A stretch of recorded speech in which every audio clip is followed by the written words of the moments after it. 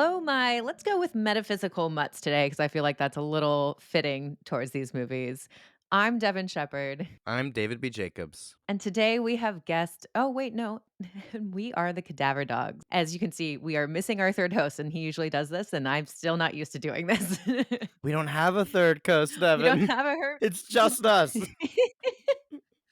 And a very special guest today, Chelsea Lupkin, who is a director, writer, DP, works in the genre community, senior programmer at Short of the Week, all around. You do everything in film at this point. Like, I yeah, try. yeah, you try. I try. Do I do it well? Questionable. But we're so excited to get you on the pod. Chelsea, we've been going to so many genre festivals together, I think, over the past Oh, few yeah. I'm years. pretty Yeah. sure we met at the Fantasia International Film Festival, years ago. And Years ago. that's in Montreal, if anybody's curious. It's a really great premiere, genre film spot. And then since then, it's like I see you guys at the Brooklyn Horror gatherings, there's a lot of stuff. Yeah. I met you a year ago. Yes. At Brooklyn Horror? I Mhm. think it was Brooklyn Horror. It's got to be. Yes, I remember it. Bringing us together. Yeah, we watch movies, we judge movies, and now we're gonna do that today. It's Yeah, just a exactly. continuation, really. I mean, you are a professional judger of films, so this is very fitting. That's fair. That is fair. And you brought us two really fun films today that, like, I know you and I have, like, we'll talk about it, but have very fond memories of. And David, these are your first watches, so, like, Yeah, I'd never seen either of these. such an interesting I conversation. never heard of either of these until Chelsea is How? like, "We gotta do these two movies," and I'm like, "I don't know what those are." That blows my mind because they were, like, huge movies when they came out, and they were, like, mega bucks budgets. But I was 8. Yeah, I guess I think I was around that age when when Spear ends, yeah. 8, Yeah, 9, Yeah. 10, something like that. which is why they were terrifying. Yeah. Yes. Though And we'll rewatching them, I feel like they're just as terrifying. Okay. I do wanna talk about that, yeah. I think the horror of these films we'll talk about it, we'll get into it. I'm gonna move us into the first film so that we can actually get to the meat of everything. David, why don't you intro our first movie today? Renowned psychiatrist Dr. Norman Goodman flies in a helicopter in the middle of the ocean. Norman, along with top scientists in biology, mathematics, and physics, has been brought here to make first contact with alien life, deep beneath the sea. Norman himself wrote the Bible for these circumstances, handpicking his crew members. However, he didn't actually think this would ever happen, and half-assed the entire report, doing only some research and choosing the scientists from his own personal colleagues. Colleagues with whom he doesn't really get along with anymore. But even messier, what they find beneath the sea is not exactly an alien spacecraft as expected, but an American spacecraft from some time in the future, which must have been sucked into a black hole and launched itself backwards through time, like Interstellar. The ship is littered with corpses, decay, and a massive golden sphere. The crew determines that they have no purpose now, since there's no alien life, but Harry the mathematician disagrees. He says the sphere itself is alive, and then he goes inside it, not in a kinky way. Soon, frightening sea life begins to manifest. Aggressive jellyfish, poisonous sea snakes, a colossal squid. The sphere seems to be talking to the crew through a computer text chain. It says, "Hi, how are you? I am fine. What is your name?" "My name is Jerry." And then people start dying. Eventually, Norman realizes that the text chain was misinterpreted. The alien is not named Jerry, unfortunately. They're literally speaking to Harry while he sleeps. See, when you enter the sphere, you gain an ability. The ability to manifest all of your dreams, every subconscious desire, every fear as reality. That giant squid was Harry's worst nightmare, and he inadvertently created it. But the snakes, the jellyfish, those are Norman and Beth's fears, because they all entered the sphere, they just don't remember it. Knowing all this, the three manage to narrowly escape, even as Beth's suicidal ideations manifest a bomb. But once on the surface, they're left with a question. If they've survived, why is it that the time-traveling spacecraft had no record of these events? The three determine that mankind is not ready for these powers, and use their abilities one last time to forget all of it. And with that, the sphere blasts off into space. This is Sphere, obviously, directed by Barry Levinson, screenplay by Paul Attanasio and Stephen Hauser from a book by Michael Crichton. Michael Crichton, OG. Upon a rewatch, this very much feels like a Michael Crichton book. It Yeah. has Yeah. all the workings. But does it feel like a Barry Levinson film? I will admit the entire time I was watching the movie, I thought it was Barry Sonnenfeld, and I was Oh, just like, "Oh, yeah, I see how this is the same guy who directed Men in Black," and then Devin corrected me. Other Barry. Other Yeah. Barry. Okay, I'm gonna start us off with, like, a fun softball question because I'm really curious. The sphere manifests, as David said, dreams, fears, and this one it's primarily fears. So, Sam Jackson manifests the squid or Harry, Sam Jackson, Harry. We have the manifestation of the snakes. I don't know what Beth manifests necessarily, we can get into that. But if the sphere were to manifest your fears, what would be attacking the habitat? nose goes. I know you can't see us because this is a podcast, but I'm not going first. Come on, David. We know it. We know it. I mean, it's spiders, but also, like so the thing is, like, the sphere manifests their fears, but, like, it's all kind of dumb fears. Not Is to, it like, though? judge people's fears or anything, but they're like, "Oh, what's, like if you anything that could scare you, what would be the thing? Oh, a giant squid. What? What? Why a giant squid? Okay. I'm really afraid of jellyfish." It's like, "What?" That gets manifested, yeah. It's surprising to me that things don't get more messed up than they do because I feel like people's subconsciouses are a lot weirder than just like Yeah. a I would fear of say that, some but animal. I don't think that people are thinking about their deepest, darkest fears in the everyday instances of their life unless they're asked this kind of question. So, really, it's like, oh, he looks out the window, or oh, he's reading this book. He's going to think about it. He's going to have shower thoughts that just so happen to, like, manifest a giant Yeah. squid. But it's his dreaming thoughts.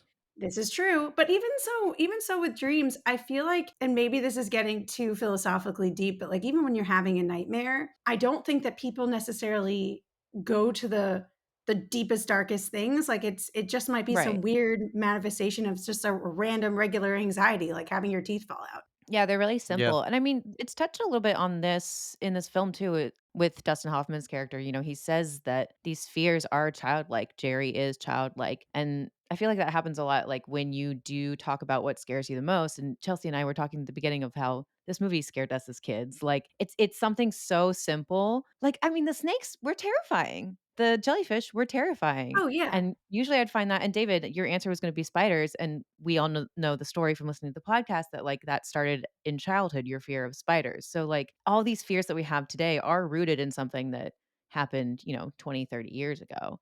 It makes sense to me that their manifestations are, yeah, childlike. That's fair. I Yeah. guess I just wish we'd seen more of them learning about fears that they've never had, that they didn't realize that they had. Because I feel like your subconscious holds all of these things and you aren't necessarily aware of them. And then you find them Mm, out sometimes through dreams. Like, have you guys ever had sleep paralysis? I've learned about fears yeah. I didn't know I had through sleep paralysis. I guess, but then that's when we get into kind of like the movie and the story part of it, where it's like Mm, you need to have fears that your audience is going to be able to clue in on based on just yeah. the blatant characterization. So like Beth, who's played by Sharon Stone, she's crazy. So let's make her crazy. Let's make her, trigger bombs, et cetera, et cetera. Like it needed to be so obvious, at least to a certain point, so that way, we're all kind of clued in. But you're right. I think that it could have gotten darker if we had Yeah. darker, more robust characters. Beth's suicidal ideation there is, I think, the most interesting one, and I would Mhm. have loved to see the movie explore that more and to have like I want to see her crisis over it. She's like, "But I'm better now. Why am I still manifesting suicidal ideation when I've gotten past this and I no longer have those needs?" You know? Yeah. Yeah. Like, maybe it's something that's very obvious to, like, however, 'cause, we spend a lot of time on how she almost did it, and yet we never Yeah. see a manifestation of it. Is not all of them living in this habitat the manifestation of their worst nightmare? Like, if you were Beth, would you want to live for, like, 3 days with the surface overhead, there's, like, a storm, and then she's stuck there with her aggressor? That sounds like my worst nightmare. That is. Yeah. And then, like, if you're Liev Schreiber's character and you're stuck there with, like, Sam Jackson's character who you are so mad at because he got his degree, like, a year before you did.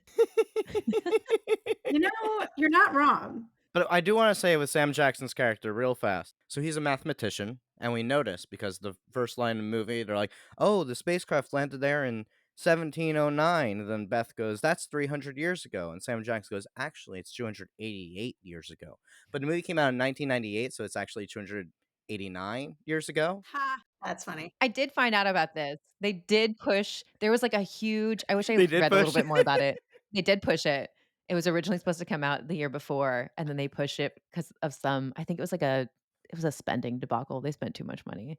So, speaking of all this, like, interpersonal character relationships, a big theme that I saw was, like, science versus government. I mean, we have this one character who's a military character who the scientists don't necessarily get along with. It's this weird combativeness between and specifically over power, I feel like the military running the scientists or the scientists running the military. Did you guys catch on to that at all? Do you have any thoughts about this?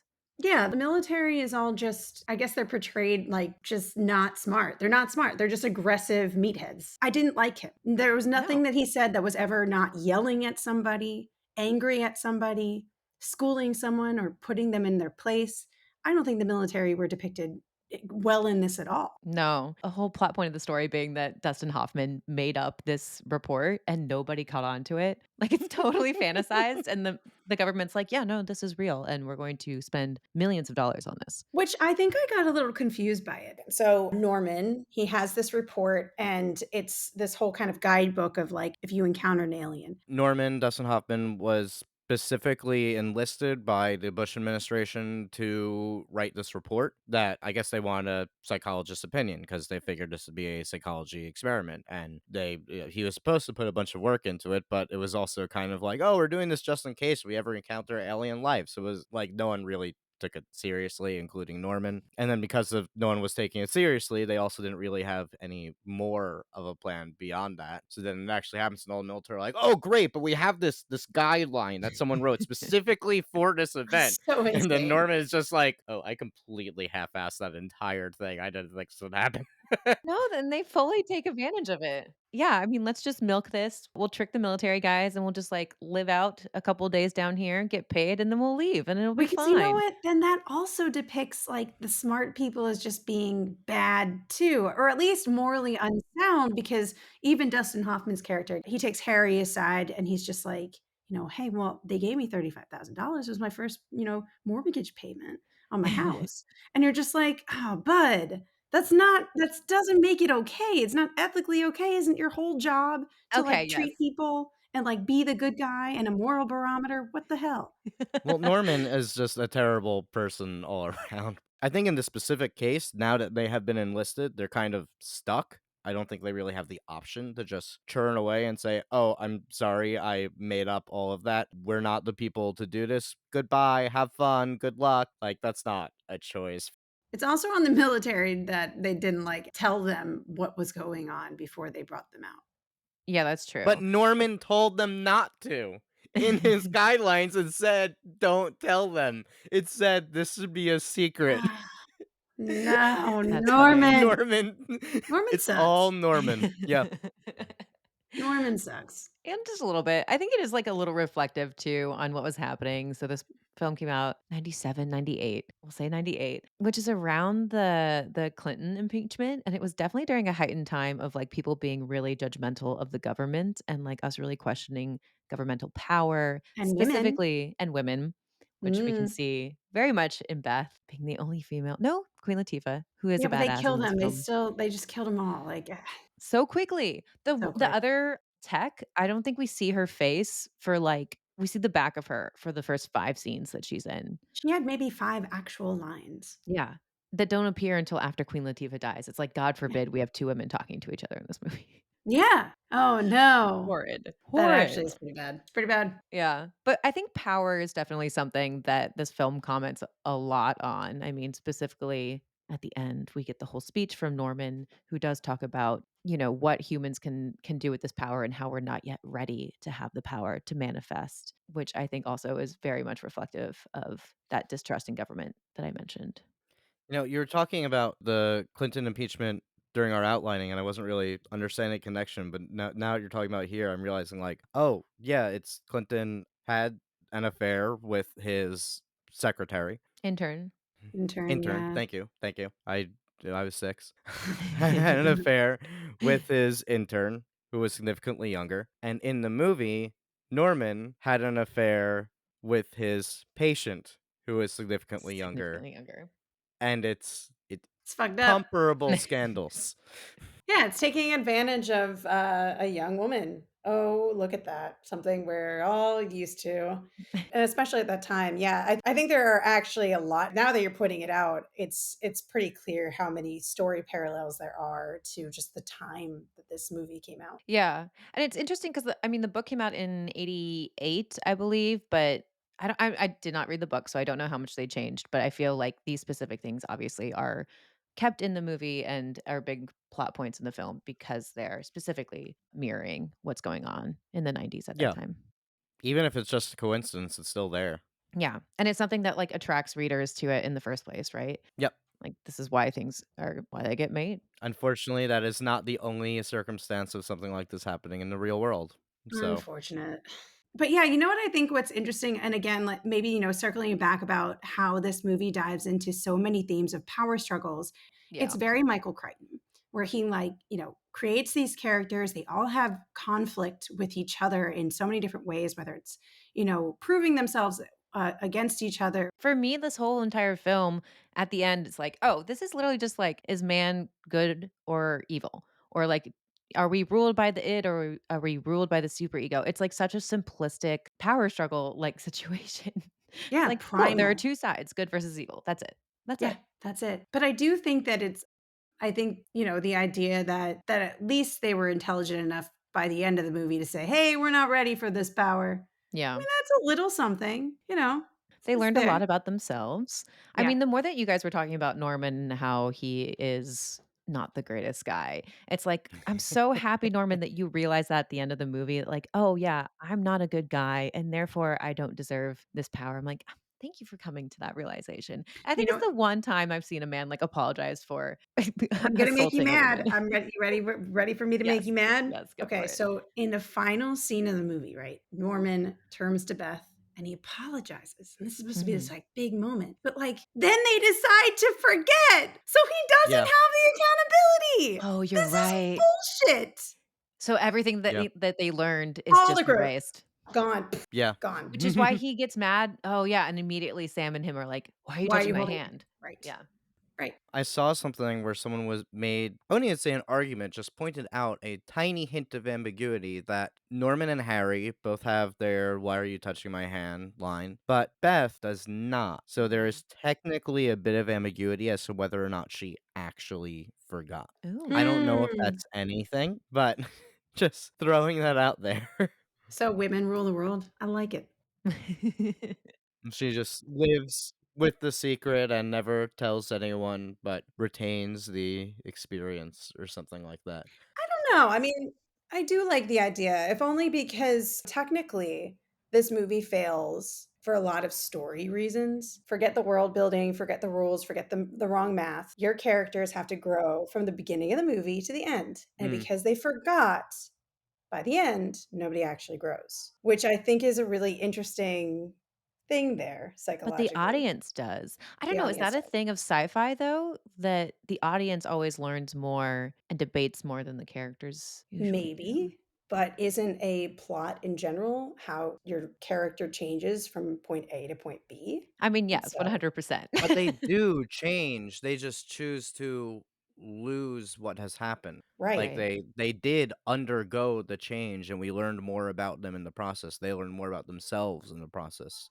Yeah, I mean, so if you tack on Yeah. the idea that maybe Beth remembers, the thing that I like about it the most is that from the beginning, nobody trusted her. Everyone thought she was crazy. They treated Mhm. her differently, they treated her poorly. And so the idea that by the end she's kind of vindicated is kind of nice.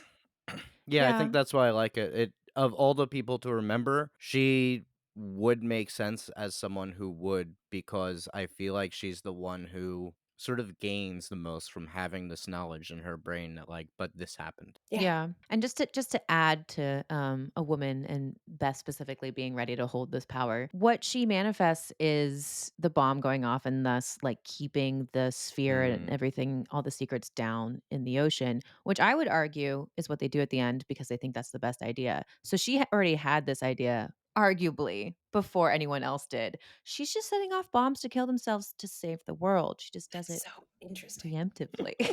That's so interesting. Yes. David, did you want to talk a little bit about the therapist? We touched on Norman a lot, but was there anything else that you wanted to say Yeah, I about? mean, I wanted to talk because the movie is a psychological idea, obviously. Mhm. So I wanted to ask, like, aside from Norman as a character in himself, how do you think this movie is depicting the idea of a therapist? Like, what does this say about where therapy was at this point in time? Is the movie pro or con therapy? I have 2 questions about that. Okay. Was he specifically a psychiatrist? I think he was specifically a psychiatrist. There is a difference. There is a difference. Yeah, yeah, yeah. No, because I think that's a big distinction, right? Like, what Okay. kind of mental health doctor or whatever he is this guy? Because I would argue that now and also in the year of our Lord 2023, therapy's cool, man. Yeah. But I would say that in 1998, especially with a whole generation of primarily, say, boomers, for example, they were all like, hey, if you have anything going on up there, keep it quiet, keep it a secret, don't tell anybody. It was much more taboo to talk about mental health. Yes, it was taboo to talk about mental health, but also at the same time, like, drugs were cool. It was weird, like, Prozac was on the cover of Time? No, The New Yorker. It was, like, a thing that was cool to do, and, like, Oh, Xanax wow. was cool to do. So it's, like, weird that we are in this time of, like, yeah, keep everything to yourself, don't talk about your issues, but also, like, take as many pills as you can so that you don't talk about these issues and so that we keep you from being crazy. God, this world is weird. It's weird. But now 'Cause now I see why they wanted to have this character in this book though, right? Because I think during the time we were also talking about how therapy can be helpful. It's weird. I was doing some research and George Bush, the first senior, he coined the 90s as the decade of the brain. Have you heard this? I had no no. idea this What? was a thing. The decade of the brain. And he put a lot of money into neuroscience research that then brought out a lot of discoveries about how we should start talking about psychology, which then filtered in through our therapy and why it's like more commonly known now. But yeah, the 90s were the decade of the brain. So that's why he asked Norman, a psychiatrist, to plan for an alien encounter. Yeah, because he's part of the decade of the brain. Fine. I like it. Well, you know what I do think, if anything, okay, so given Norman is inherently not a great guy, fine, but Yeah. I do appreciate the progressiveness of instead of just attacking, whatever this sphere thing, this alien life form is, let's send people who are maybe more emotionally intelligent to go talk. If somebody's having a mental break on the street, instead of, combating it with muscle, let's talk them down. Let's actually, undress this thing Mm. mentally and figure it out and have a more civilized approach. I do think in that way, the psychiatrist angle is quite good. That's really interesting because, after 2001, we see the complete opposite of that happen in films where it's just attack everything immediately. Yeah, I think it's pro therapy. The whole structure of the film is built like a therapy session, right? It's the analysis, all the title cards. You're like going through basically the steps of a therapy session. I couldn't Mm. decide if it was steps of a therapy session or if it was like chapters in a book because Michael Crichton. Also that. David, did you have a competing answer to pro or con therapy? Yes, I disagree because I agree that the movie plays like a psychoanalysis session, but also like our one psychiatrist character is a horrible person who abuses his power, who takes advantage of his patients, who bullshits his research and doesn't really do research. See, but I think that shows that he's just human. Like, at the end of the day, no therapist is, like, in charge of another human. They are also human, they also have flaws. Quite gray. Yeah. Isn't that the point? Is that it's supposed to be gray and that we're not necessarily all powerful, all good, all evil. Yeah, I do think though that if we wanted to be completely 100% in the bandwagon of therapy is good, then Norman would have had to have been the hero the entire time. And I wouldn't actually Yeah. say that he Yeah. was a hero at all. I think that everybody was both a villain and a hero at different times of the movie. No, we've established this. Beth is the hero. She is the Yes. she is the good one. Yeah, I mean, it's not just Norman. Like none of them are necessarily great at their jobs. They all keep making mistakes. That I think was Liev Schreiber who messes up the code and puts them all back because he gets that completely wrong. Sam Jackson technically is even just wrong about saying that they're all going to die down here. Like he miscalculated that. They're all Oh, making miscalculations. They're all human. They're all of their fears are manifesting. And it's almost like it's saying that, like, if we are the American people, then we're putting our trust in the military, in the scientists, in the people in charge to make the correct decisions and get everything right. But they are also just people. Therefore, why do we trust them? Why do we expect them to know Right. anything? human error. You're not wrong. Yeah. Exactly. Like President Clinton. You know what we never actually figured out? That's funny. We never figured out why Harry or the alien got mad. We never quite got that clarity other than the fact that he's been alone for 300 years, finally gets contact and is angry and needs to do something. But we never really understand the trigger point.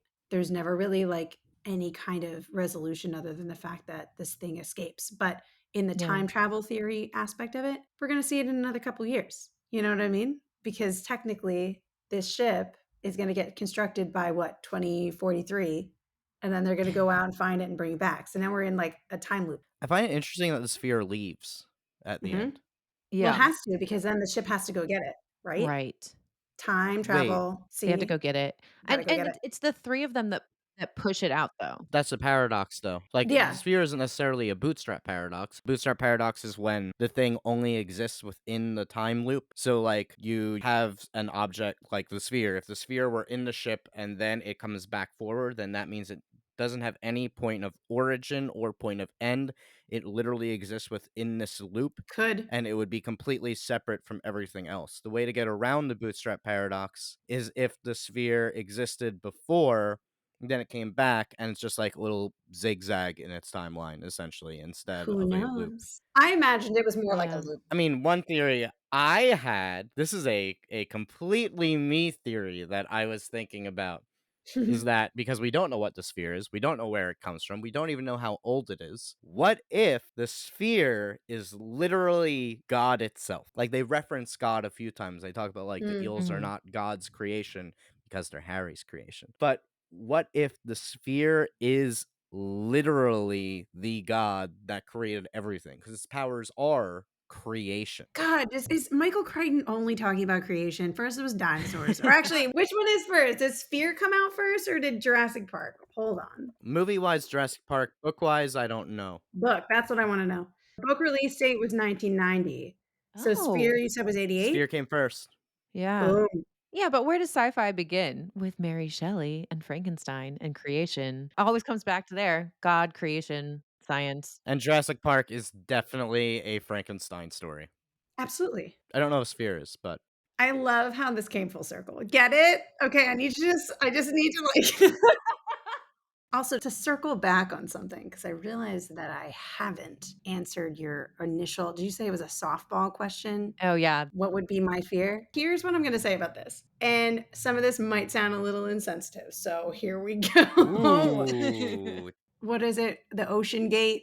Not to bring in Oh, God. billionaires who were crushed like a tin can. I mean, there were lines in this movie in Spear. It was like the pressure and this, that, and the other, like people dying down there. I think that already you've taken something scary and made it really fucking scary because you're essentially over 1,000 feet underneath the water. I would take a space terror over an ocean terror where I'm pretty much buried alive in a tomb, trapped, and I can't escape easily. I mean, that to me, that's really scary.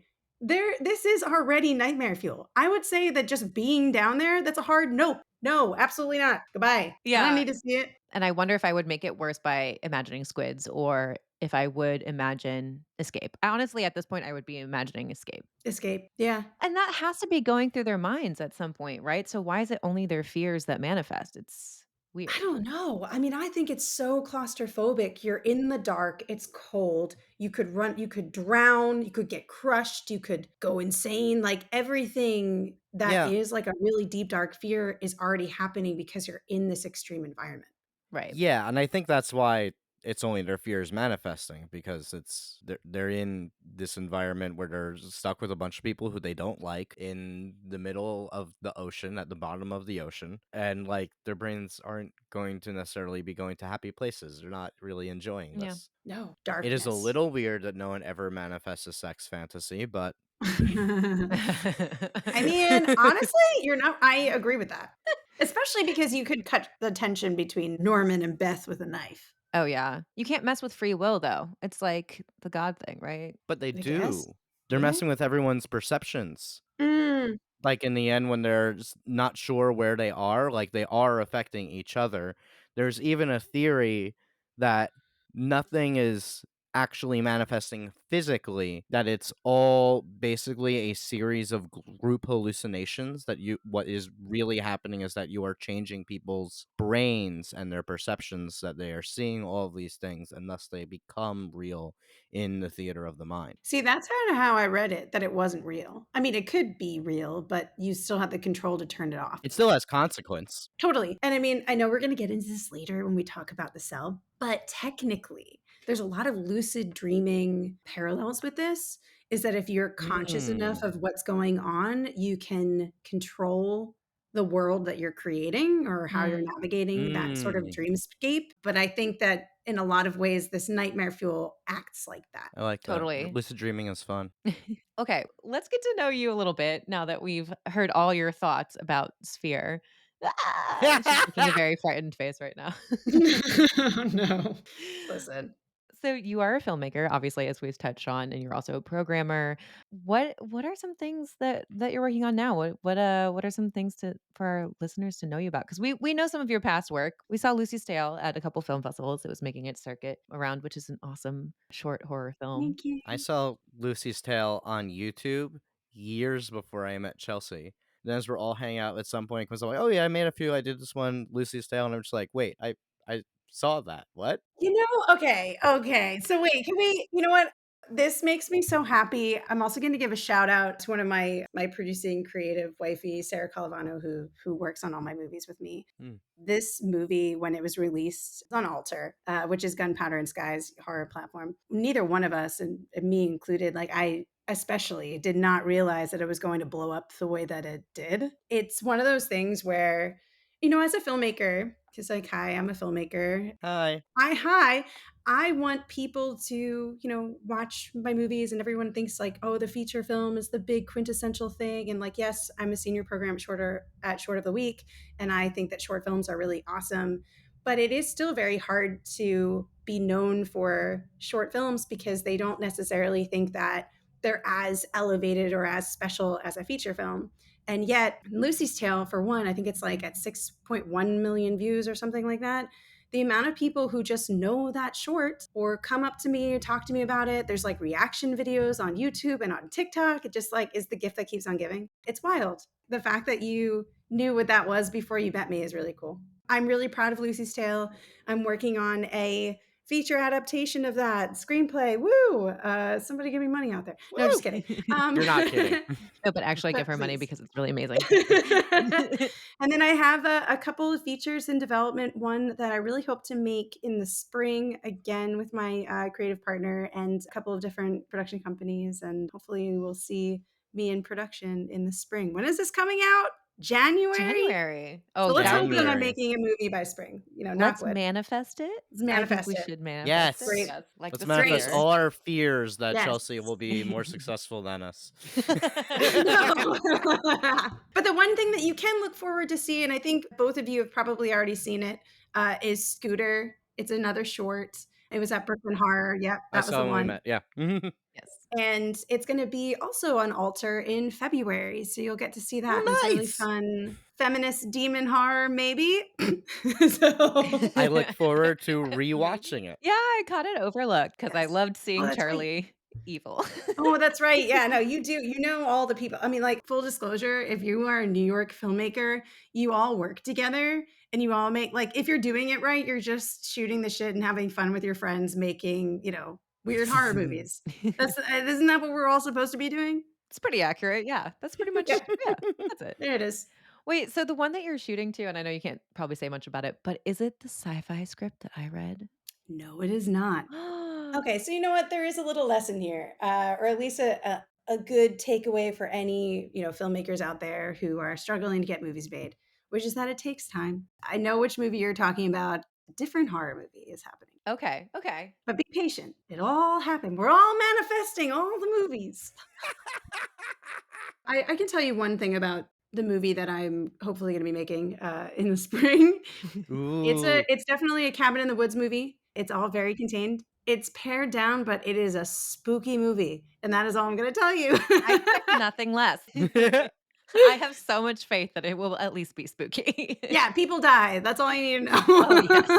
know. Perfect. Well, you mentioned that in February, Scooter will be coming out on Alter, which will hopefully be around the time that this is released. Where can people find you to figure out the actual date for Yes. release? My Instagram is just Chelsea Lupkin or at Chelsea Lupkin. I have a website. It's myname.com. I'm really original like that. And we'll link it also in the show notes for everyone listening, so you can just Woo! click see more and click on Chelsea's name, and you should find her stuff. Critique the shit out of my work, people. Tear it apart. And if you haven't seen Lucy's Tale, then watch that on Alter.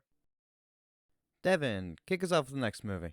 Child psychologist Catherine Dean, played by Jennifer Lopez, works with a new cutting edge experiments team to solve impossible cases by planting herself in the subconscious of her patients. Though ingenious, these experiments are not yet successful, and Catherine is frustrated she is not saving the children. Enter FBI agent Parker Novak. Through his detective work, he nabs serial killer Carl Starger, played by everyone's favorite bad man, Vincent D'Onofrio. Only by the time his team reaches Carl has fallen into a comatose state. Bad news, Vince, because Carl has one last victim trapped in a tank set to fill with water in X number of hours. The clock is ticking.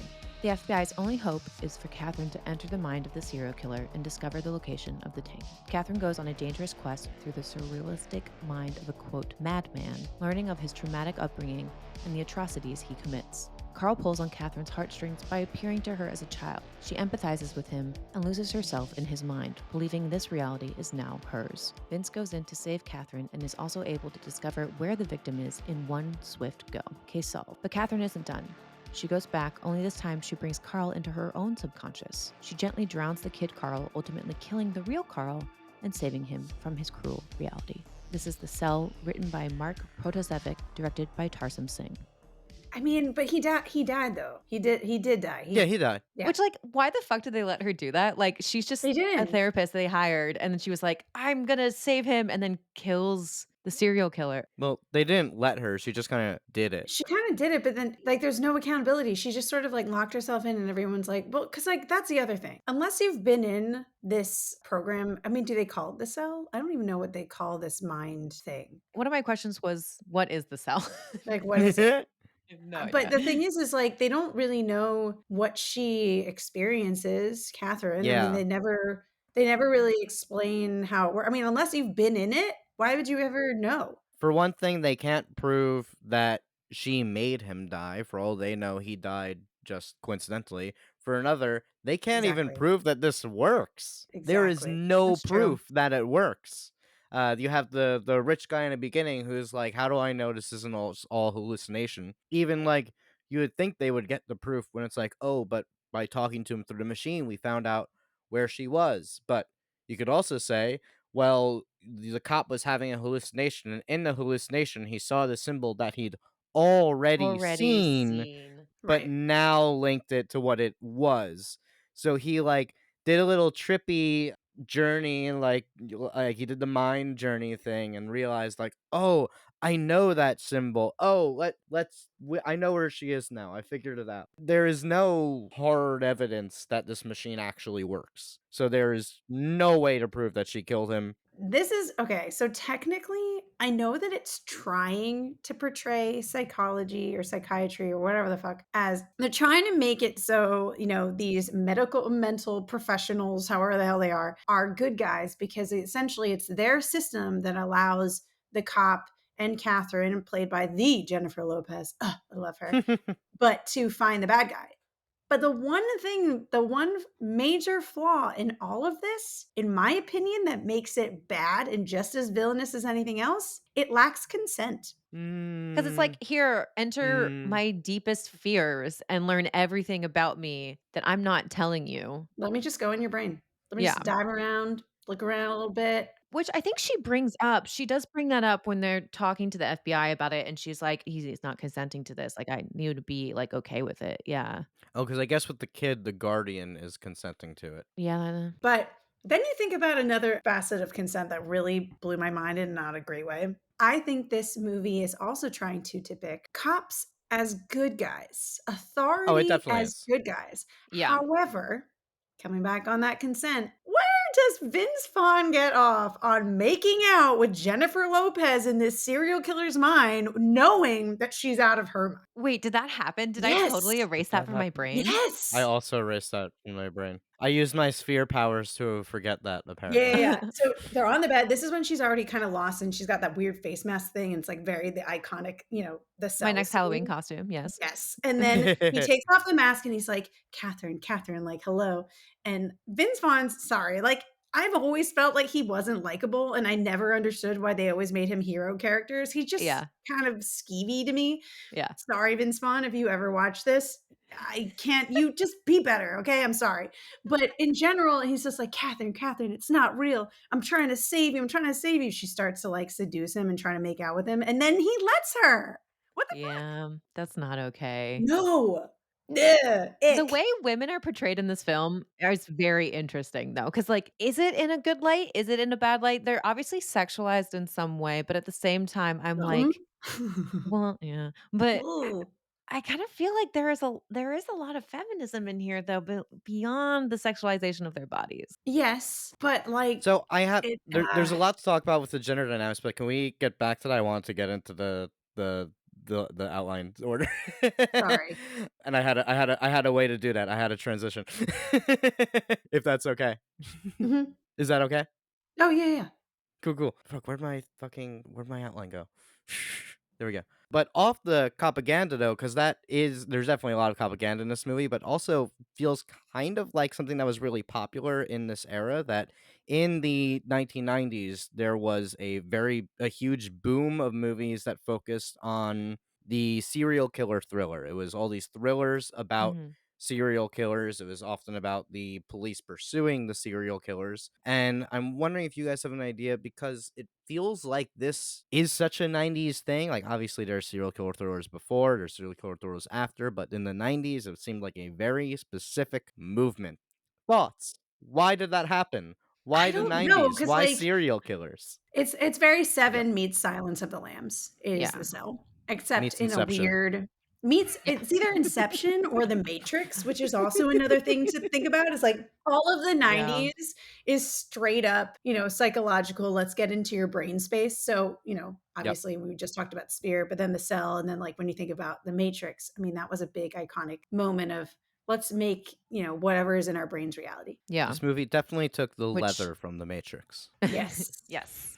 And Yes. I think the getting into our minds part, for me, that feels like very technology based. Like obviously, the '90s, we were seeing the boom of the internet or the start of the internet, and us all moving to online. So I feel like that is very much a feeder into Mm, it. But going back to the serial killers specifically, I read this interesting article on Anatomy of a Scream, and I don't have the author's name in front of me, so we'll have to link it in the show notes. But it was talking about how we're coming out of the '80s, which are huge, a big slasher craze was happening in the '70s and '80s. And we're also seeing like off of the '80s video nasties, a lot of like pushback against blood and gore and seeing the MPAA getting like really down and dirty with what we are and are not allowed to show on screen.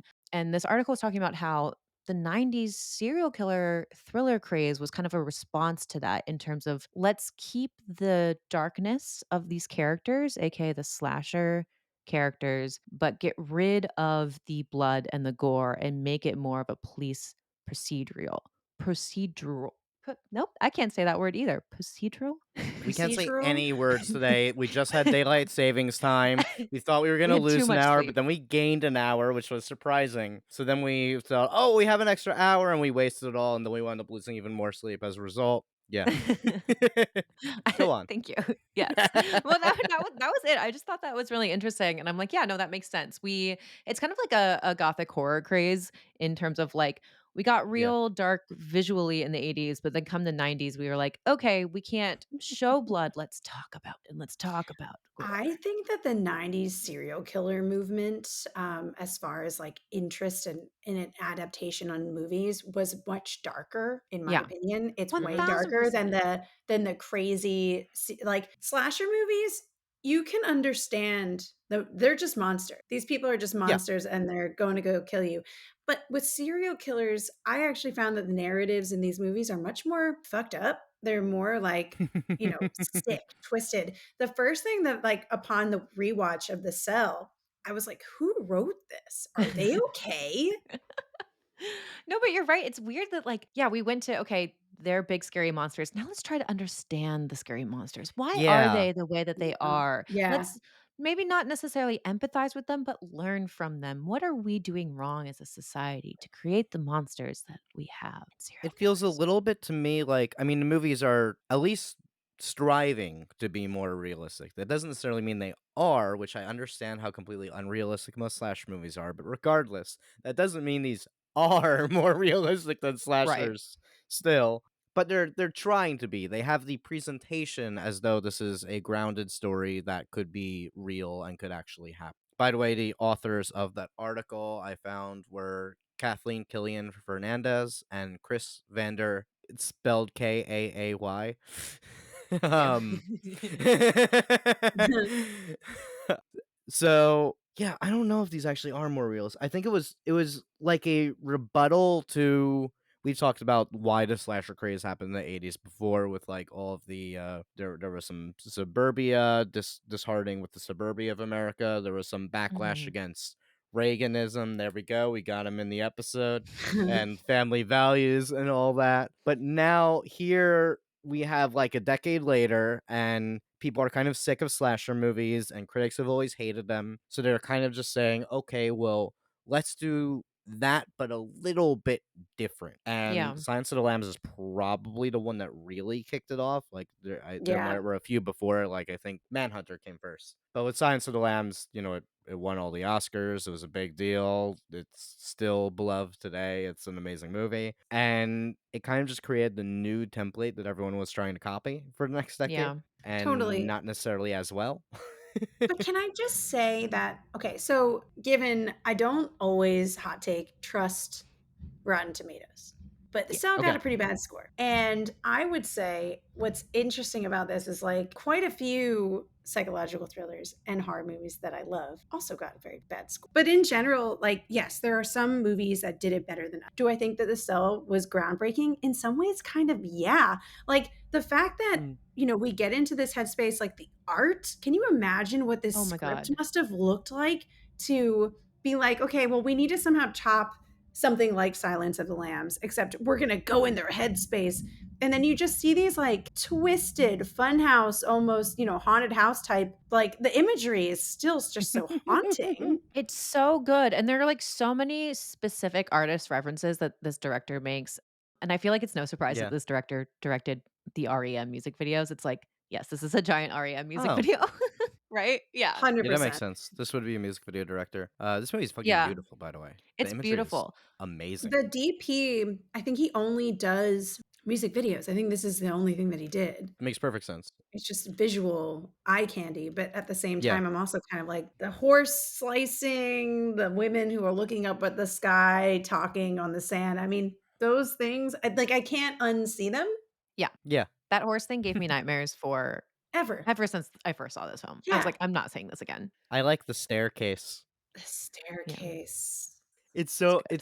it's literally it's just like a staircase and a wall, but like there's so much texture in it. It's so Mm. it really is like you're looking at an impressionist painting or something. It feels like very much like a counterculture film. I don't know. You said Reaganism, David, and it's making me think that, like, yeah, the 80s were like all about fitting in, about doing well, about getting rich, about, bringing back the nuclear family, as you mentioned, which is touched upon in this film. Of like, we very much see Carl come from a broken home, which maybe not is technically directly commenting on the nuclear family, but definitely Mm. talks about how children are raised at this time, right? Like Yeah. touching a little bit on nature versus nurture, I feel like. Yeah. And I thought it was really interesting to see the serial killer in this vein, who he's both someone who we're empathetic toward and he can be likable, and then also just this incredible, dark monster of a person because of what we see him do.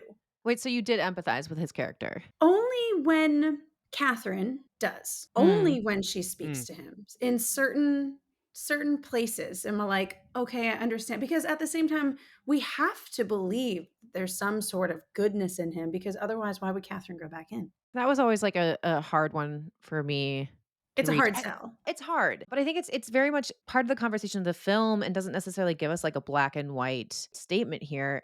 Because when Vincent Vaughn's character, he's talking about a previous serial killer that he was trying to convict who did end up killing a young girl and then later got away because he pleaded insanity. And so they're like, oh, he didn't commit this crime because he was insane. And I feel like that story compared with Carl's story is so interesting because it's like, yeah, at what point do we blame insanity and what point do we blame their upbringing? And I like Vaughn's line in response to that was that I believe that someone can go through all of that abuse and horror and still come out a decent person. Yeah, or not Yes. killing somebody. Yeah, exactly. Yes, exactly. That they can that he believes that that will not is not the thing that makes you messed up in the head. Yeah. And No, I mean, it's more complicated than that, but I do no. Yeah. essentially agree with him. I didn't empathize with Carl, but for me, that's also kind of just because I didn't buy into a lot of the psychology in the movie, so that made No. it hard to No, like, empathize listen, with listen, him. listen. It's not that I empathize with Carl. Excuse me, let me clarify this. I emphasize with how I would say Vincent D'Onofrio was playing him in certain Mm. scenes. He Mm, was core, evil, vile human being. He was gross, he was disgusting, he was bad. Like, he was the big bad. I don't think I was more giving a nod to the fact that he was performed so well. yeah. He Let's just was say indeed. that. Yes. He was indeed. Layered. Yes, very layered. The little kid obviously was not performed by Vincent D'Onofrio, but I thought it was interesting that they showed so many different versions of Carl's self in his mind, being the child versus like this. Mm. He was a king. It was like an evil king. Evil Kind King. of. I think it did well at showing, our innocent, true, good selves, which is interesting that it's exemplified as a child. Maybe we should talk about that versus like this evil, powerful, kind of just like relentlessly abusive king. And it was interesting to see that as in his mind, you can see that he is debating with himself versus like maybe at one point I was good, but now my future self, my real self is evil. So you see that debate going on in his mind Well, you see a it lot. the evil, I think, is depicted as an adult and a king, Yeah, because that's the all-powerful part of right. his brain that's like, "Hi, I I'm dark as fuck. Here we are. And it's Can like you let me trying to curse constantly one capture time, and him. now I'm gonna curse the entire time, and I'm sorry." My parents get on me so much for cursing on the show, but I don't They fucking do? care. Your parents listen to Yeah, the show? they Oh, do. no. I know. Oh, cool. Hi, Devin's mom and dad.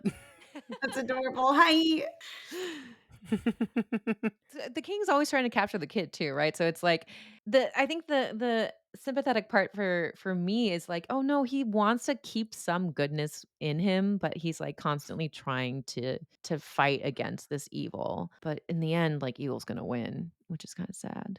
It's a pretty bleak. I mean, I know we rescued the girl in Hmm. that weird liquid Sal. drowning cell terrarium thing with fast food that she was eating next to a toilet. I think that, I don't know, it just God, this movie was weird, wasn't It was it? weird. It was weird. Can we talk a little bit about the motif of water? Because it's very present in every single storyline. What was your Yeah. take as what the water represented in the film? Well, they said something about how water was supposed to trigger this type of schizophrenia. I obviously have not Googled to like, I don't It's know not how a real. It's it's It's not a so real not thing. it's made real. All up. of this is not Made up for real, the movie. but Yeah, like made up for the movie. It's not real. the weird suspension thing, like there's a lot of suspended people, whether it's the hooks on this guy's back or even when they go into the mind and this thing. Yep. There's some weird random. I don't know why water is such a big thing in this. I respect a thematic thing throughout a movie, especially visually. It was very cool. But like, Mhm. do I think it's actually working for the story? No. I actually do. So You the do. water, they talk about baptism at some point. They showed how Yeah. like Carl, when he was baptized, his father like held him in too long and he nearly drowned. And baptism is you guys are more aware of baptism than me because I'm Jewish and I'm Jewish. I you're don't know Jewish shit. too. Great. Devin, you can tell us all about baptism, but my understanding is like a sort of rebirth. It cleanses you of sins. Is that right? Yeah, it's from my very little knowledge of it, I've been baptized but have not stepped in a church since. I think it's Catholicism, right? Where the child is born of all previous sin. So they're still like necessarily like full of sin and then the baptism is cleansing them of that Oh, sin. see, I kind of assumed that because it was like this rebirth part where he gets baptized, but weirdly, that's like the rebirth of whatever this villain is in his head. Well, it is a bit of a perversion on the baptism since he almost died while he was in it. Which I guess you could even say, like, if you want to go with the nature aspect, then there is so much sin inherently inside of him that to cleanse him of it is to kill him, or it's to Hmm. nearly kill him. That Mm. cleansing him of his sin is inherently dangerous, which happens later on. She tries to kill the dark version, and it still kills the kid as well. So I love that. You're right. yeah, I but like that. he's drowning his victims because that way he is cleansing them of their sin as well. He is erasing their persona, all What is women. their sin? Yeah, that was what I was Yeah, confused their about because sin it's is like being women. I that guess I did so. It's fucked see. up. Yeah. Yeah, because he tells the story in his mind to Catherine's about the bird that he saved from his father. He said he, like, captured a bird. He was worried that his father was going to do worse to the bird, so he drowned the bird in water versus Right, letting right, it, right, like, right. see the evil that his father was. And to me, I read that as, like, oh, he's saving the women. It's not that he's cleansing them of their Mm, evil, it's that he's saving them from a life that could be potentially worse for them, I which don't mm. understand. They actually never really get into why he was killing the women, do mm-mm. they? Why did he kill No. women? Let's talk about it. I don't know. He's just messed up. Like he was definitely sexualizing them, turning them into dolls. He was killing them.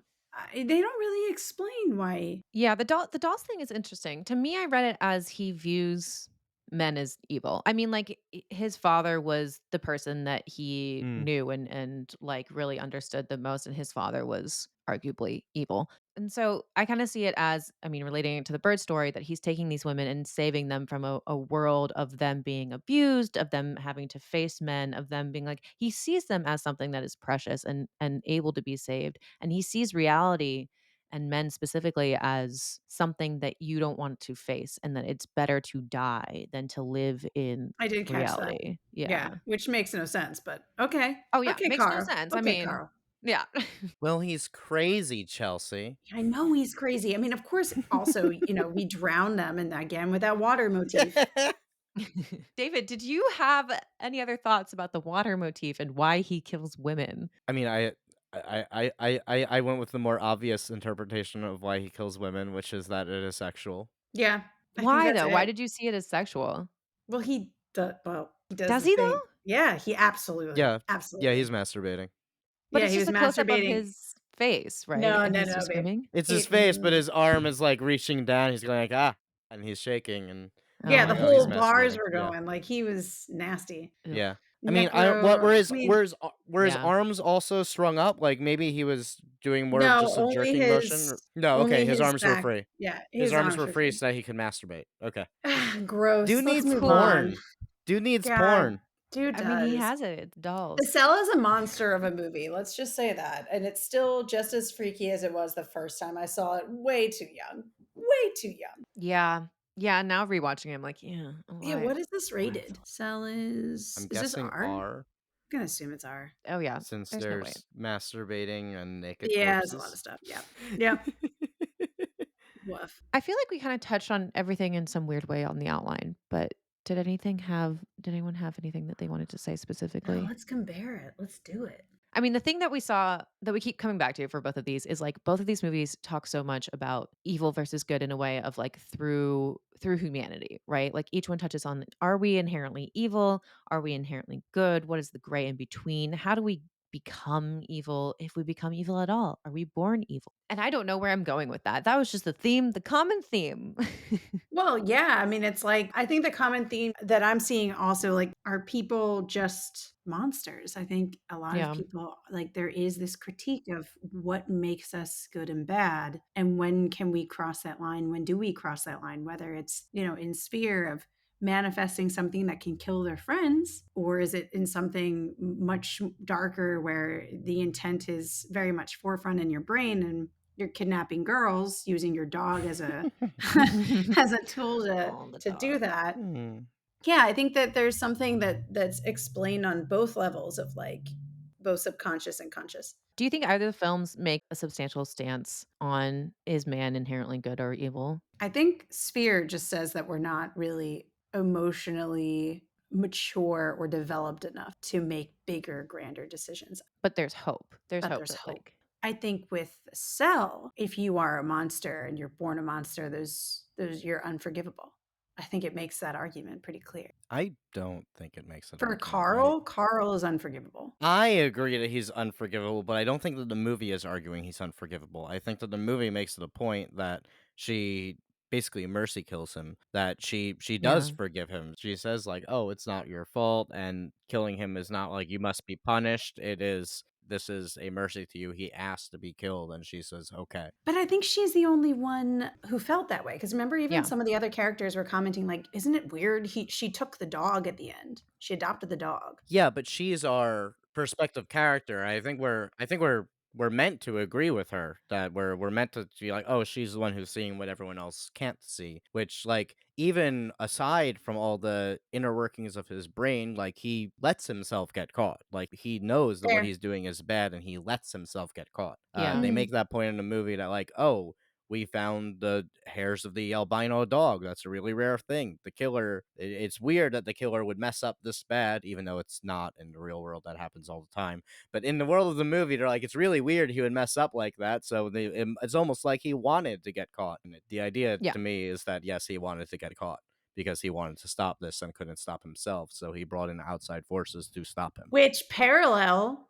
Jerry or Harry in Sphere couldn't stop himself, even though he had the power and he needed to. Remember Mm, that line? yeah. Mhm. Your subconscious is just becoming reality no matter what you want to do to stop it. You cannot control your subconscious. But I do think whether or not, if Carl is good or bad and what we're supposed to believe, it does make me question like, are we supposed to like Catherine then? Because are we supposed to be happy that she saves him in the end? Are we supposed to like agree with that choice? Or are we supposed to be it's a hard line to cross. And I'm just like imagining too, so she chooses to present to him as basically the Madonna, right? Like that is her she's envisioning herself as a savior, which is kind of Egotistical? Yeah. yeah. And Yeah. she's like, "No, I am the better person here because I am saving him by killing him." But also the other argument being that, like, yes, women is the better sex because we know how to empathize with everybody and can connect on I that level. certainly rolled my eyes at the over the topness of Jennifer Lopez's internal workings of her brain and how perfect she is. I definitely rolled my eyes at that, but I don't think Yeah. the movie has any self-awareness about that. I No, I think the don't think movie so it's either. I think you're just supposed to take that at face value. But it is worth noting that even with that, she still has the potential for evil if she were corrupted, because when she's in his mind, she does become like his accomplice. She becomes his Harley Quinn. Yes. So Yes. the movie does want to show that even this perfect, amazing human being who has nothing wrong with her still has the capacity for evil. This is not something unique, and we all have the capacity for good and evil. We all have both of these inside of us. Yeah, and there is like definitely like a complex here. The idea that they can Yeah. go into each other's minds and essentially rewrite it Yeah. That's or true. Both injure. these films do talk a lot about the God complex. Big God complex, yeah. And I Yeah. also think, when we talk about how, at least when I was thinking about how these movies are parallels in a lot of ways, it's like we're essentially going into this dream world and what happens to them could be real and there are physical ramifications. It's not exactly the same way that Sphere was, where, the skin, there's physical, snake bite or, jellyfish or whatever, or burned alive. But it's this like, if you believe something bad happens to you in your brain, you could die, which is essentially what happened to Carl. Yeah. And it goes into the Yeah, lucid dreaming thing as lucid well, dreaming thing. Mhm. because in the cell, if you forget that you're in a dream and you accept it as reality, then you can't get out and you lose control of it. So it's still the same idea that if as long Same as you're idea. aware that it's a dream, then you have control and you're able to get out. Well, yeah, and isn't Right. that the ending of Sphere where once they were aware, they were able to push that button to get out? Yeah, and to literally just make themselves forget, and Yes. to conclude that we are too fucked up to have this power. Yes. Well, yeah, that's what I mean, I think it is specifically noting on the power there. It's, I mean, in Sphere, your fears are gonna kill all of us. Your manifestations injures our entities, Jerry. Jerry. They could have picked any other name. I Jerry. know, I Jerry. laughed Jerry. so much when the alien's like, "My name is Jerry." I'm like, "What the fuck?" Jerry is an entity from New York, and he likes his bagels. I guess. Everything in Sphere, I was like, "This is great, but it would be so much better if it were a Rick and Morty episode." Honestly, yes. Oh my god, of Like, it course. it's it's so silly and campy, and I just wish it were more campy. Anyway, sorry. No, but I think it is Mm. touching on the what like kind of like the psychological difference between those at the top versus like those in the world, right? Like there's people in politics who are running things and they're not necessarily on the ground experiencing them. And there's that like that difference between the two. And one of these people has power and the other people technically don't have the power. And specifically the line your fears are going to kill all of us and thinking about what was happening like in the 90s with Desert Storm and like the lead up to 9/11, it's like, yeah, these people are scared of other entities out there and thus are putting the entire United States at risk Mhm, because they're scared of Zionism, essentially. mhm. I wanna ask, and it ties into all of this. In Sphere, they make that decision at the end to forget, that they say that we are not ready for this power. Do you guys agree? Do you think that was the right decision? Yeah. Yeah. And why? And is it for the same reasons of them that, like, we're too fucked up, we're too evil? I don't think that there were too no, it's not that we're too fucked up or too evil, it's that we're too selfish. That's a good way of putting it. Mm. That's what it is. It's like, if I could just manifest something, just everything would go my way, but then if everybody, we've all seen Bruce Almighty, that's not gonna end well for everybody. That is such a perfect comp. Oh my god, it is. This movie is Bruce Almighty. Yeah. No, but yeah, putting it in the hands of anybody in power, it's like the point is that we're gonna abuse it. Yeah, it's not that they're evil, they're just selfish. It's so interesting because, like, obviously we're in the 90s and not the 50s, but we've talked about the 1950s and sci-fi horror films and specifically how they touch on the atom bomb. I think this is also, Mm. like, goes to it, It's like it's the Yeah. constant power struggle, Yeah, and it's interesting it's always in the sci-fi films. It always comes back to always. that. Because they all have such cataclysmic consequences if Yeah. used incorrectly. And so it always kind of comes back to maybe we just shouldn't have this. Maybe we shouldn't hold the controls. Somebody else take the wheel, please. Or maybe just don't, But I don't think that's argued in the cell. Like, at no point do we question, should these scientists not have this power to go into someone else's mind? Yeah, that's true. Yeah, They well, never that was the question that, thing. yeah. Again, with my thoughts on consent in the Yeah. cell, it's just like they never really question whether or not that it's an okay thing to do morally. They're so concerned with whether or not they could that they never stop to think about whether or not they should. And that's Jurassic Park for you. Now we're going back to Jurassic Park and creation. Michael Crichton. Okay. No, but like you're not wrong. Like, man, nobody questions that. And you're just like, fuck. No, it's not good for anybody. Consequences are real. Maybe The Cell then, like, isn't necessarily a sci-fi film. in any point. It is a technologically advanced psychological thriller. I guess the only problem that I have with The Cell now that I think about it, and one of the biggest reasons that I think that people had trouble with the movie is that nobody was really quite likable. Like even J-Lo wasn't it like you're just like, "Oh, she's amazing." Everybody tells you that they're supposed to like these characters, but they don't ever do really anything. They feel too archetypal. They are. Yeah. They're stand-ins for characters instead of characters in their own rights. She is that idea of the Madonna. Right. And Yes. between the 2, I would say that Sphere had way more likable characters just because More I wouldn't well-rounded. go yeah. that far. Oh, But they well, have you know Sam what I mean. Jackson. They have Sam Yeah, Sam Jackson, so Jackson. Who is the least developed character? yeah, but he's also the best character because he's Sam Jackson. To get back to the question, I agree with all of that. They shouldn't have this power, and the military is right there, and I don't trust the military at all. And also, like, obviously, they've shown that they can't really control the power, and that's a problem. The only part I'm going to disagree with is that this means mankind is evil because it's their subconscious desires. Like, I don't think we can be judged by our subconscious. I Mm. strongly think that our subconscious should not be something that we judge ourselves by. Like, Sharon Stone has the suicidal ideation, and that manifests as it tries to kill all of them, but that is like a nagging thought in the back of her head. That doesn't mean that she was suicidal. Mhm. I actually don't think she was suicidal anymore at all. The 2 differences I would say about how people get hurt in both movies is that the in The Cell, the Carl has intent to actually do Yes.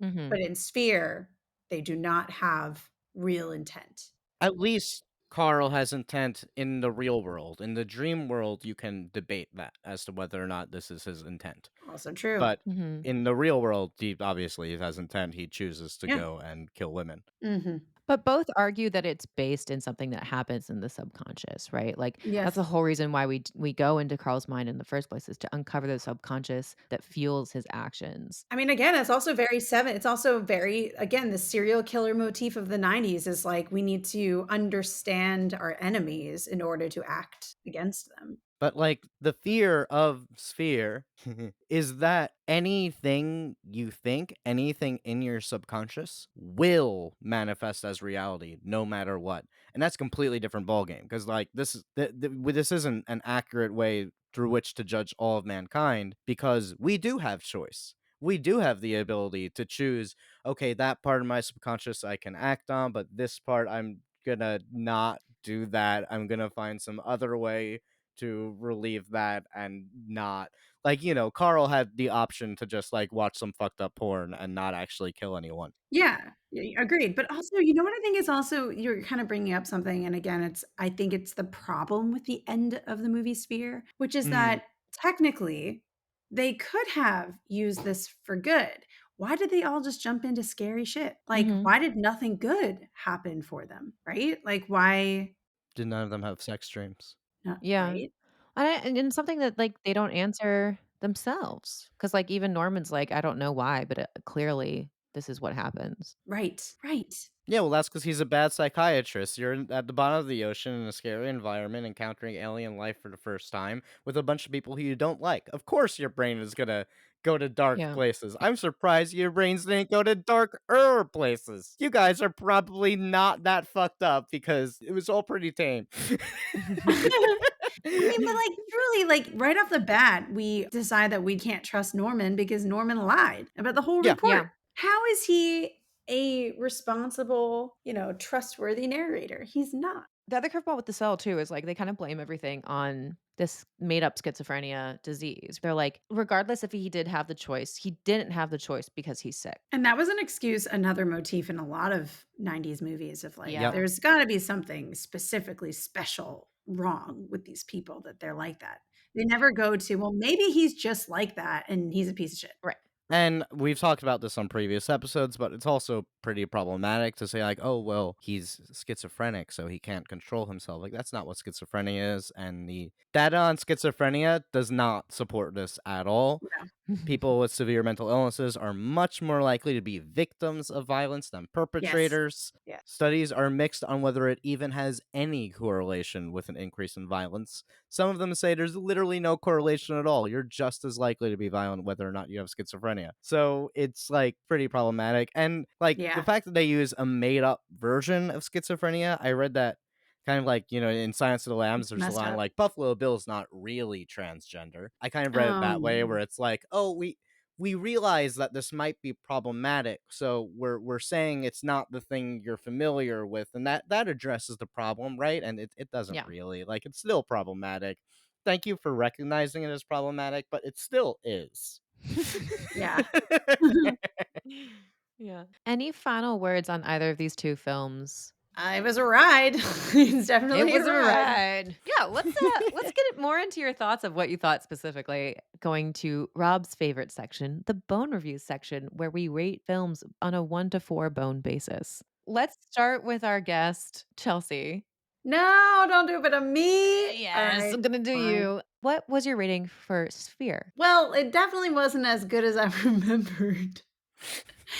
But it was fun. I would say if I would give it a solid 2, 2 bones. Things that I did really like about it, I loved the special effects. It felt very much like a really cool action-packed movie. There was never a dull moment. I really loved the performances, and I loved how it got scary and intense. It's your quintessential 90s movie. Was it the best one? Maybe not, but I do feel like there were some pretty good scares in there. Was the story and the plot sound? No. Was the world building and the math, the straight up math sound? No. And because because they couldn't do basic addition, I can't give it more than a 2. A 2. Brutal. David, what about you? I have mixed feelings. I like the idea of it. I like the sphere itself, and I like how stupid it is.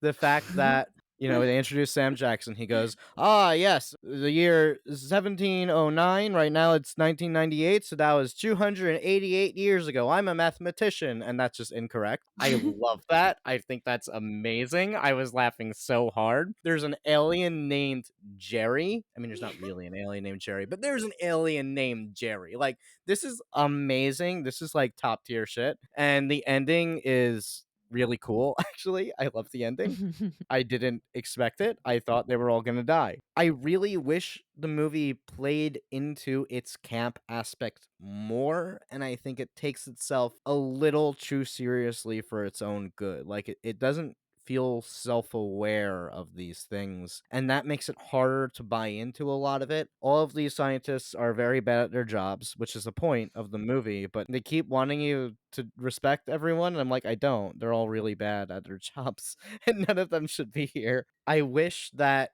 it had been Barry Sonnenfeld directing this, and that, like, instead of Dustin Hoffman, Sharon Stone, it should have been like Jeffrey Combs and Barbara Crampton. Sam Jackson is brilliant. He's the best part of the movie. Dustin Hoffman is an amazing actor who is, I'm sorry, really out of place in this film.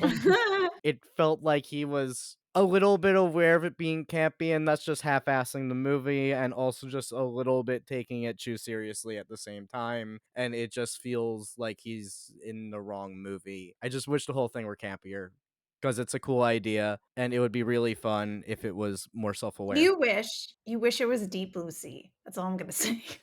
I haven't seen Deep It's Blue Sea. it's Samuel Okay, now I Jackson at have the to watch bottom of it. the I ocean know! also. Oh my Okay, god. later. I know, I Different. know, I know. I'll have to watch that now. Okay. I'm giving this 2 bones as well. Yeah, it's fun, it's fun. I'm also giving it 2 bones. I wish it was scarier. The setup is so great. Like, it has everything that I want, it has characters that I want with problems that I want, and the psychological aspect is there. I just wish the monster wasn't a giant squid. I wish it was what we all said was the fear of being trapped down there with these worst people. Like, that to me Yeah. is scary and can be done so well, like Cabin in the Woods-esque kind of Mhm. story. Mm. It just had too many story problems, and I agree. Like, Dustin Hoffman feels like he's phoning it in. It's really weird. It's very weird. It's so weird, but, like, so much of this film, though, like, works. Like, in the second half of the movie, I was just in it. Same. and it was scary, and I liked it, and I still feel like I don't know, if I saw this today, maybe I wouldn't have liked it as much as when I first watched it as a kid because it was so scary as a kid. I feel like I'm still Yeah, I have agree that. with that. I agree with Yeah. that. As a kid, when I watched this was really peak terror for me. I have that in my heart, so I don't wanna give it a bad rating. Yeah, so, like, 2. 2. Giving us the bone reading for The Cell. Chelsea, take it away. Oh, this is a tough one because, like, I actually think visually it was just stunning. I mean, every vignette is something that I would see in a haunted house. The art direction is like kind of unmatched in a lot of movies even today. I mean, there's a lot that they did also practically. I mean, given this movie, I think it was still shot on film, except they had like, that peak shitty 90s CGI moments that were just straight up bad, but still pretty good. But I loved the sets. The sets were really impressive to me. The visuals, just standing alone, narrative aside, were just freaky enough to like leave a lasting impression. So, like, obviously, the horse slicing, and then you have even the dog next to the bloody filled bathtub shaking the blood everywhere. I mean, like, these are like, this is rated R just for some of the imagery, I would say. However, obviously Vincent D'Onofrio was the best. He was just such a monster in this movie, and I thought that he was really compelling to watch. Do I think that J-Lo was great in this? No. She was so also archetypal. Like, what is this weird, like, I'm a sensitive woman and I'm here to save you. And like it was like she didn't have any complications. We didn't learn anything about her, where she came from, how she ended up there to begin with. What are her qualifications? I just want to know more about the characters I'm supposed to care about. But even Vince Vaughn's character, Peter, was it? I think his name is in the movie. He just tells us why he does what he does. Like, no, I want to see some real backstory. It's a movie. Show me. So in that way, as much as I think, see, this is hard because I think that visually this gets 4 bones, but the story, this is maybe like one and a half bone. It's a low bone. She's a Wait, lone bone. wait, overall it's 1.5? One and a half overall. Oh, Oh, wow. that's surprising. And like I'm so sorry. It's like just looking at the narrative. Like if I were gonna read this screenplay, garbage. Visually, yeah, yeah, yeah. This is freaky. And it will always have a lasting impression. Like if you put this whole movie on mute, yeah, 4 bones. The ideal way to watch this movie is on Yeah, mute. is on mute. Oh. I'm sorry. Don't be Is that sorry. mean? No, don't be sorry. That isn't to say that I don't like movies that are 1.5 bones, I think that's fair. but it's still 1.5 bones. I will defend Jennifer Lopez. I'm gonna defend J-Lo because I agree with everything you said, but all of those problems are in the script. Those aren't Yeah, her performance. Mhm. She performs exactly what is written. What is written is bland and boring, but she does it. And like Yeah. she was cast to play this like archetypal metaphor of a person, and she plays an archetypal metaphor of a person. She feels like that ethereal, this human is not real, but is what the screenwriter thinks they want for the story. She plays that well. I think she does a good job. Not as good as Vincent D'Onofrio. Vincent D'Onofrio is fucking amazing. Obviously, he's the best part of the movie. He's awesome. Well, no, the best part of the movie is the visuals. Let's be honest. The visuals are great. There are times when I thought the visuals had like some weird filters that were very 90s. It's not quite on What Dreams May Come level of visuals, but I'm also a little bit more forgiving of the story than I am of What Dreams May Come because it's not religious propaganda. fair. Although there is some propaganda in there, but I just assume that there's going to be propaganda when I watch a 90s or 2000s movie. Also, a little bit of problematic stuff around the mental. There's a bit of problematic stuff in here. This movie very much thinks it's realistic, and it's really not, which is kind of true of the entire subgenre. I prefer actual slasher movies. I like slasher movies. Yes. I'd love to see a slasher movie with this level of visuals. Wait, that's just Terrifier. No, I don't want Yeah, that. no. Yeah. Fuck no, I don't wanna see that. What's your bone rating? Chew bones. 2 bones. It's fine. I'm really into the visuals. I completely checked out of the story at some point. I'm like, this isn't interesting, but it's pretty. It's really pretty. Yeah.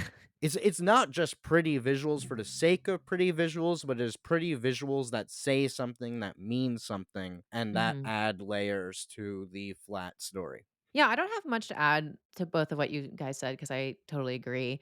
It's interesting because I saw a lot of reviews that like praise it for interweaving three different storylines together. I was like, but it doesn't do it well. Like it doesn't go deep enough into any of them. We could have gotten a really interesting Vince Vaughn character. I would love to hear more about like why he is the way he is and how he saved Jennifer Lopez so quickly with no Right. experience. None. The costume design I love. I wanna shout that out as well, and I'm just, like, also really pissed that I watched this on Amazon because the print that they have is so bad, Oh, and the Oh, submitted really? no. photography looked so bad, and I'm like, Oh, wow. "No!" They have, like, the cigarette burns and everything in there, so don't pay for it Oh. on Oh, Amazon. Hmm. 2 bones for me. It's so 90s, and I'm that's the why I like it. harshest one. I mean, it's not too far off, Yeah, I guess right? so. But again, I can like a bad movie. And again, it's one of these ones that, like, I loved as a kid even though it fucked me up. Like, Total, so bad. total. I also just want to quickly address the fact that Vince Vaughn was a prosecutor who then decided to become a cop instead because he could do better good that way. That Crazy. is a plot point in this movie. I don't think anyone has ever done that for any reason, but especially with the reason that he can do more good that way is hilarious. Hilarious. Love it. Well, I'm gonna shut us down.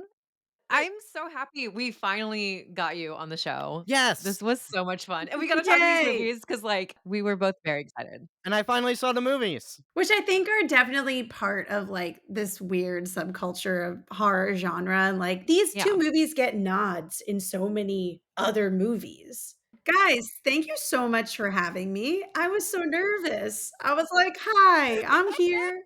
What's going on?" It's just like getting a beer with you at every time we see you, so it's like yeah. Love that. I love that. Well, guys, thank you. Now I need some, like, eye candy, I think, 'cause I did rewatch The Cell last night, and now I might go watch Babe. Is that the Yes. takeaway of this podcast? Maybe. Go watch Babe. And, for everyone listening, you can find Chelsea. We have her links in our show notes, and check out Lucy's Tale on Alter. And soon, Scooter. And you can follow us as well. We are at Cadaver Dogs Pod on Instagram, Twitter, and TikTok.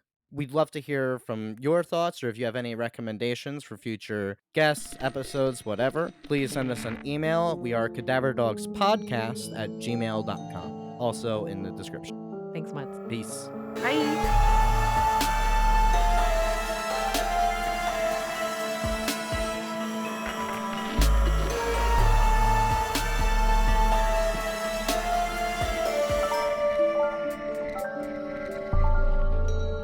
We come in peace. Always wanted to say that.